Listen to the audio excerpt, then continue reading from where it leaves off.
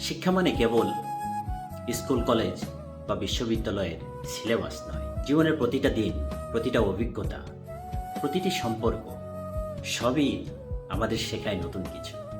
কেউ শেখায় ধৈর্য, কেউ শেখায় সততা, কেউ কষ্ট দিয়ে শেখায় সহনশীলতা, আবার কেউ ভাঙন দিয়ে শেখায় দূরত্ব বজায় রাখা। Education is not just about the syllabus of school, college, or the varsity.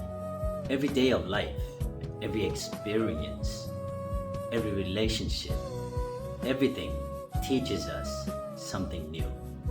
Some teach patience, some teach honesty, some teach tolerance through suffering, and some teach distance through breakups. অসংখ্য ধন্যবাদ।